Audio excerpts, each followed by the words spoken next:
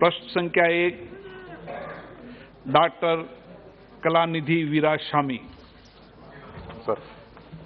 माननीय मंत्री महोदय, माननीय सदस्य, honorable member. Sir, thank you very much, sir. So the minister has replied that he has given some statistics about the performance of the ministry, sir. But some of the constraints which people have been talking about is the lack of support for the MSMEs, where about the reported 10% of MSMEs have closed down. Whether the government has any proposal to strengthen these MSMEs, because some of their concerns are instability in the input prices of raw materials like copper and steel. So whether the government has any proposal to stabilize the cost of these raw materials to ensure that the manufacturing sector will grow, sir. The other one is they also have an issue where they are talking about infrastructure in terms of ports. They say countries like Vietnam and Bangladesh, which were a very, very small player about 10-15 years back, they have grown greatly in exports in comparison to India, where they have almost reached the state of India. This, they claim, is because of the poor infrastructure that we have and inordinate delays in the ports for handling of these merchandises, where these delays are causing foreign investors to stay away from India, sir. Thank you very much.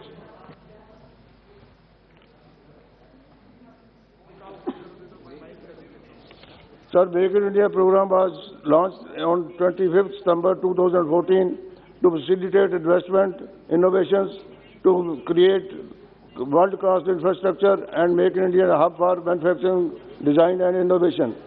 At present, sir, focus is on 27 sectors, out of which 15 sectors are coordinated by DPIIT and 12 services are coordinated by Commerce Ministry. Want the government proposal, if there is anything, to stabilize input costs of copper and steel, because the reply is आपका प्रश्न समझ लिया है, माननीय मंत्री जी को उत्तर देने दो, कोई दिक्कत होगी मैं करेक्शन करूंगा। Government has taken various steps to boost domestic and foreign investment in India. They include introduction of goods and service tax, reduction of corporate.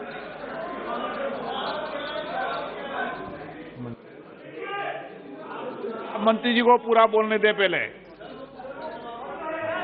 Senior IAS officer रहे मंत्री जी, बोलिए मंत्री जी। Sir, various steps have been taken. Consolidation of public sector banks, enactment of 4 labor codes, improving ease of doing business. FDI policy has been reformed and reduction in compliance burden. Various steps have been taken to increase the manufacturing sector, production in manufacturing sector, sir. Sir, due to in the COVID period, we have witnessed turmoil due to COVID-19 pandemic, which emerged as the biggest threat to the economic growth. Despite sir, worst condition, according to IMF and WTO projections, India is likely to grow at the rate of 9.5% in 21 and 22 also. One of the COVID-related challenge into opportunity, series of measures have been taken by the government to improve the economic situation, including announcements of the Atmanirbhar Bharat amounting to rupees 29.87 lakh crores has been earmarked, sir. Sir. Okay supplement sir, आप चलाएंगे क्या सदन? सदन आप लोग चलाएंगे क्या? सदन की जिम्मेदारी मेरी है, किसको जवाब देना है, किसको नहीं देना है? No, please. I'll just supplement.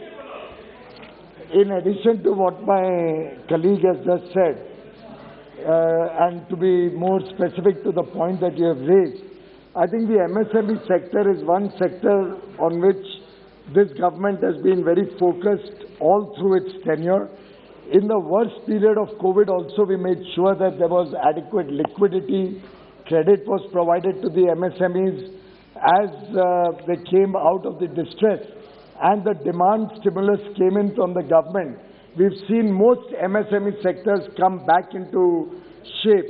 to the extent that nearly 4.5 lakh crores worth of government guaranteed bonds, government guaranteed loans have been distributed to have been given to the MSME units across the country. In terms of the price of raw materials like cotton or steel or copper, I think these are internationally determined prices where government interference or government regulation is not advisable. Very often these prices have been very low also. Currently, because of the international situation post-COVID, the prices of almost all commodities, petroleum products are prevailing at a high price, and because of which there is a stress on all sectors. However, international prices of their finished product also has commensurately increased, and therefore you will find that the export of these products has not faced any detriment. For the 10th month in a row, sir, continuously, from April 21 to January 22, India has posted over $30 billion of exports consistently, merchandise exports for 10 months. It's a record. We have already crossed $334 billion of exports, which is more than the highest ever that India had done earlier in a full 12-month period. We are well on track to achieve $400 billion of export. We are watching the situation, and we shall ensure and monitor that all the MSME industries get support. My esteemed colleague and Minister for Steel had also had a dialogue with the main steel companies to see if they could provide some specific price discounts for the MSME sector and for the exporters for availability of steel. We are working with them, and we hope to be able to come to a negotiated agreement on a special discount for the MSME sector. Sir, he also raised the point about Vietnam and Bangladesh. I'd like to inform the honourable member that Bangladesh continues to be a less developed country, and because of that status, they get duty-free access for several of their products, particularly textiles, in Europe, UK, and many developed economies, because of which they get a price advantage. I think to mitigate that, the important thing is that we look at greater trading arrangements with these countries, for which the government is working to negotiate free trade agreements or comprehensive economic partnerships, so that Indian exporters can also get similar benefits in some of these countries. As you may be aware, we've launched FTA negotiations with UAE, with Australia, with United Kingdom, with European Union, with Canada. We are also in dialogue with the GCC countries, the bloc of 6 countries in the Middle East, who have shown keen interest to have an FTA with India, and we hope to launch that negotiation in the near future. So overall, the country is moving in a direction of export-led growth, and we are supporting export, supporting our MSME sector in a variety of ways. Manya member, honorable member. Sir, thank you very much, sir. The other one is the MSMEs are, like the Honorable Minister has mentioned, about 4.5 lakh crores in directly or indirectly they have claimed to have provided, sir. But the problem is, when you're talking about MSMEs, we are talking about industries which have a turnover of 5 crores and industries which have a turnover of about 250 crores. But do we have segregation of these industries as micro, small and medium enterprises where they are segregated, and individual interests of that particular sector need to be addressed? Because if you are going to be treating the micro industry and the medium industry in the same way, because when we're talking about 4.5 lakh crores of aid which is being provided to them directly or indirectly, how much is being given to these medium enterprises, because they are people who are going to be having a lot more requirement to tide over a crisis like this? Thank you, sir. Short में प्रश्न और short में उत्तर. Sir. मंत्री जी संक्षिप्त में उत्तर. Sir, जो ये 4.5 लाख करोड़ के लोन सैंक्शन हुए हैं MSME को, इसमें लगभग 1.30 करोड़ MSME यूनिट्स को फायदा हुआ है. तो मैं समझता हूं कि ये